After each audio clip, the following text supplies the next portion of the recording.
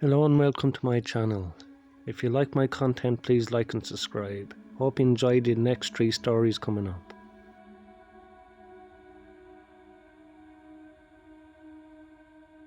I'm a 21-year-old female. I drive from Miami to Daytona Beach almost every other week.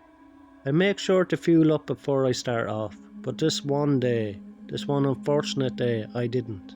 I left Daytona about 12 AM, driving back to Miami. I drive a black Mustang 40th anniversary, so I was literally flooring it back home. Through the I-95, the entire route was empty other than a few trucks and small cars, here and there. I was jamming to some good music, not paying much attention to what was going on with my fuel tank. Around 2:45 AM, the low fuel warning came up. I saw it and started looking for the nearest exit, which happened to be Boynton Beach. I have never been there and had no idea about the general area. I took the exit and I saw that there was a Circle K right up the road. I was a little relieved because now at least I wouldn't run out of fuel in the middle of nowhere. Now with barely any fuel left in my car, I pulled up to the gas station. It was totally empty. I couldn't even see a single car inside or even outside on the road. There was no people other than one tall man in a red coloured jacket walking around near the side of the gas station, where all the parking spaces were. But he wasn't very close to the pump I was at. I was a little scared, but I usually try to shake off my fear by telling myself that it's nothing. The man at this point was looking at the ground, kind of walking in the general direction of my car. I was still inside the car, contemplating whether I should get out or stay in. Usually I would have just gotten out and fueled up, not being scared. But that day something in my gut told me to lock the door and wait inside until he either went away or walked past my car. He continued approaching until he was just a few feet away from my car, still not looking at me. I was trying to tell myself that it was fine and that he wasn't any sort of threat, but then my worst fear came to life. The man looked up straight at me and dashed towards the driver's side door and tried to open it. At this point it was around 3 AM with no other people in the general vicinity. I literally froze for a second and thought I was going to die. He pulled on the door handle several times trying to get it open, but then I somehow got my senses back, turned on the car and floored it. He didn't let go of the door handle until I started the car and hit the gas pedal.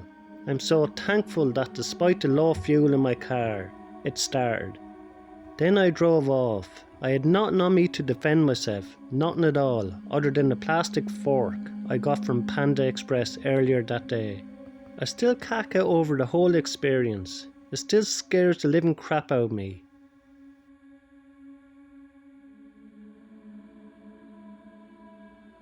My family and I are from Australia. Back in 2007 we decided to take a month-long holiday to America. We rented a car and travelled from LA up to the west coast and then back down through Nevada. One night we were travelling through Longpok and stopped in Santa Barbara for the night to find a place to sleep.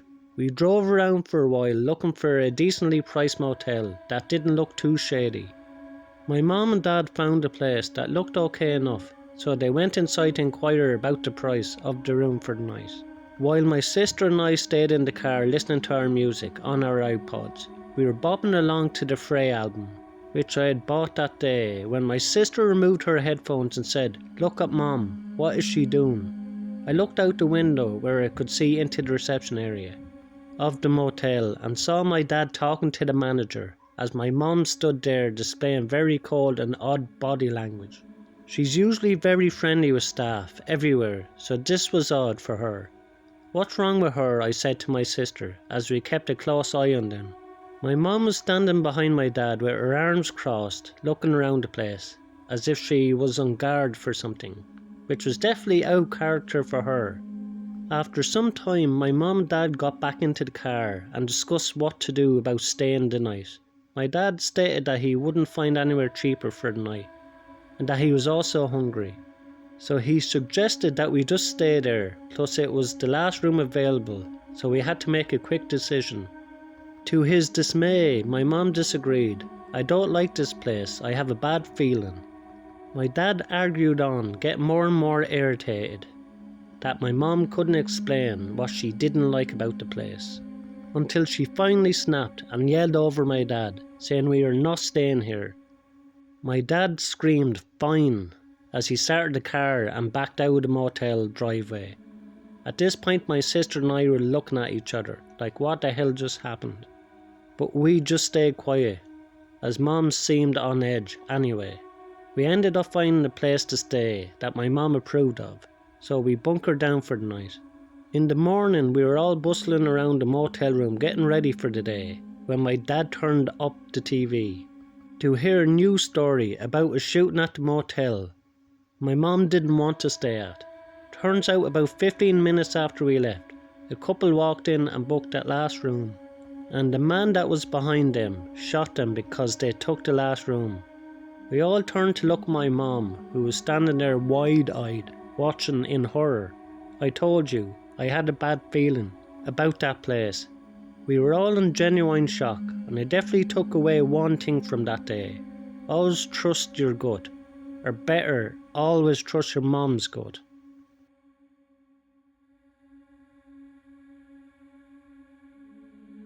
This happened back when I was finishing up my last year of senior high school. Picture this, myself along with a bunch of my idiotic mates went on a school camping trip in the heart of the Aussie wilderness. This took place exactly 1 month before we graduated, so as you can probably imagine, all of us were completely checked out.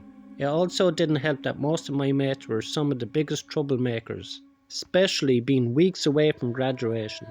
My school, for whatever reason, thought this would be a great idea, as we were the first class to ever have this field trip. Now you might think Australia is all about sunshine, barbecues and kangaroos, but let me tell you, it has a darker side too. It was a typical Aussie spring evening. The weather was warm and there wasn't any rain in the forecast. But of course, the forecast is never right. As we were setting up camp in the evening, the skies darkened and opened up into a total downpour. We had luckily already pitched our tents, so we were able to stay dry. Once the rain let up a bit, the teachers led us to a pavilion near the parking lot. They went over the general rules for the following days, but they really emphasised not leaving the camp at any time, unless we were accompanied by a teacher. Everything they told us pretty much went in one ear and out the other, which looking back now was flat out stupid. Our curiosity got the better of us, and later that night my mates and I decided to sneak out and explore the forest once the teachers were all passed out in their tents. We all met up just outside the campground with our flashlights in hand. None of us had any idea where we were going, which again looking back now was stupid. But we were all very naive and impulsive.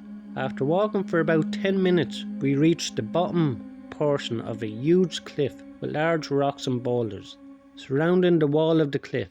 Most of us sat around and talked for a while. A couple of my mates continued exploring the area. Suddenly one of them yelled out, "Come check this out." I got up right away and headed towards them. What I saw next was something I wasn't expecting. There was a small opening in the bottom of the cliff, partially covered up by long grass and brush, that led to a cave about the size of a bathroom. We each bent down and crawled in, and what I saw was nothing short of horrifying. In the corner of the cave was a pile of bones. I was taken aback by the hill it formed. There had to be hundreds now. I'm no anthropologist, but I don't think it takes one to identify human skulls. I gagged as I stepped back out, not only scared but disgusted as well. We all immediately headed back to the camp, went into our tents, and lay there wide awake until morning. Not one of us wanted to tell the teachers because we certainly get in trouble. So my mates and I devised a plan on our group hike the next day. We pointed out the cliff and asked the teachers if we could explore the area. We led them to the cave and the rest carried out itself. The teacher sent us back to camp, called the cops and made us all pack up to leave. I guess the only positive thing that came out of this was that we didn't have to go to class for the rest of the week. but it was nonetheless disturbing encountering those bones. From what we heard from the police, they confirmed that they were indeed human bones, and I don't think they caught whoever placed them in there. Thanks a million to everyone who subscribed, liked and commented my videos. If you enjoy these 3 stories, you will enjoy the 3 stories up in the box. Thanks a million.